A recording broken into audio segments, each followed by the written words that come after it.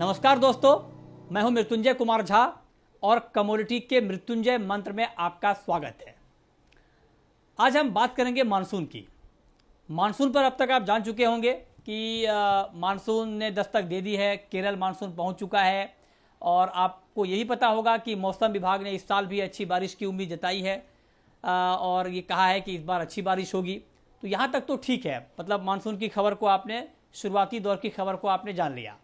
लेकिन अब सवाल यह है कि मानसून की खबर को ठीक तरीके से कैसे पढ़ा जाए, समझा जाए, देखा जाए, ताकि आप इस खबर को देखने के बाद ये समझ पाएं कि क्या वाकई जब हम मानसून की अच्छी खबर सुनते देखते हैं तो क्या वाकई ग्राउंड पर इसका उसी तरह से इम्पैक्ट होता है या वहां पर जाकर कहानी कुछ बदल जाती है। यही आज हम कोशिश करेंगे आपको समझाने की कि आप मानसून की खबर को किस तरह से पढ़ें, किस तरह से समझें और इसके असर को आप कैसे जान पाएं। तो चलिए शुरुआत करते हैं। तो सबसे पहले मानसून पर बेसिक जानकारी यह है कि आप अक्सर सुनते होंगे दक्षिण पश्चिम मानसून, साउथ वेस्ट मानसून। जी हाँ, साउथ वेस्ट मानसून का जो सीजन होता है वो 4 महीने का होता है, जून से लेकर सितंबर तक का। 1 जून से आधिकारिक तौर पर मानसून सीजन की शुरुआत होती है और सितंबर के आखिर तक। तो 4 महीने का ये पूरा सीजन होता है और हमारे देश में जितनी बारिश होती है पूरे साल में, उसमें 75% बारिश इसी मानसूनी सीजन में होती है, यानी इन्हीं 4 महीनों में होती है। अब आप देखिए, यहां तक तो ठीक है। अब जो जून, जुलाई, अगस्त और सितंबर, ये जो 4 महीने हैं मानसून के, इसमें सबसे ज्यादा बारिश जुलाई के महीने में होती है। 33% बारिश जुलाई के महीने में होती है। और जुलाई की बारिश इसलिए भी बहुत ज्यादा खास है, बहुत ज्यादा अहम है, क्योंकि जुलाई में बड़े पैमाने पर देश भर में खरीफ फसलों की बुआई होती है। दलहन की, तिलहन की, धान की, ये फसलों की बुआई बड़े पैमाने पर जुलाई के महीने में देश भर में होती है। और पूरे मानसूनी सीजन में जुलाई का हिस्सा सबसे ज़्यादा है बारिश में। तो अगली बार जब ये खबर आप देखें, पढ़ें, तो ये आप जरूर ध्यान दें कि जुलाई के महीने में कितनी बारिश का फोरकास्ट आ रहा है, क्योंकि उसके आधार पर फिर आप आकलन कर पाएंगे कि खेती के मोर्चे पर यह बारिश वाली जो खबर है वो कितनी अच्छी है। तो पहली बात तो ये हो गई कि जुलाई का महीना सबसे अहम होता है, जुलाई में 33% बारिश होती है। अब जो दूसरा मुद्दा होता है मानसून के लिए, वो होता है डिस्ट्रीब्यूशन का, मतलब वितरण का। मान लीजिए आपने खबर पढ़ ली कि हाँ मानसून तो बड़ा अच्छा हो रहा है, लेकिन अगर अंदर उस खबर के अंदर में ये लिखा हो कि डिस्ट्रीब्यूशन बेहतर नहीं रहने वाला है, तो उस मानसून का कोई खास मतलब रह नहीं जाता है। डिस्ट्रीब्यूशन का मतलब क्या? मतलब वितरण। अब मान लीजिए कि जो खेती वाले इलाके हैं वहाँ पर बारिश कम हो जाए और जो शहरी इलाके हैं वहाँ पर बारिश ज़्यादा हो जाए, तो ओवरऑल आपको नंबर में ये दिखेगा कि हाँ बारिश काफ़ी अच्छी हुई, मानसून काफ़ी अच्छा रहा, लेकिन इसका फ़ायदा खेती को नहीं पहुँचेगा। खेती को फ़ायदा कब पहुँचेगा? तब पहुँचेगा जब खेती वाले इलाके में अच्छी बारिश होगी। इसीलिए बहुत ज़रूरी है कि मानसून वक्त पे आए, ये तो ज़रूरी है ही। मानसून का आंकड़ा अच्छा हो, ये भी ज़रूरी है। लेकिन इसके साथ साथ मानसून का वितरण बहुत ज़रूरी है कि वितरण अच्छा हो। जो खेती वाले इलाके हैं देश के अलग अलग, वहाँ पर बारिश का डिस्ट्रीब्यूशन अच्छा हो, ये बहुत अहमियत रखती है। ये तो ये एक और महत्वपूर्ण पॉइंट हुआ। एक और जो बड़ी बात है जो आपके लिए जानना समझना ज़रूरी है जब अगली बार आप मानसून की खबर को देखें, सुने, पढ़ें, कि आप ये सुनते होंगे कई बार कि कमज़ोर मानसून रहा, सूखा पड़ गया, बहुत ज़्यादा बारिश हो गई। आंकड़ों में से आप कैसे समझेंगे?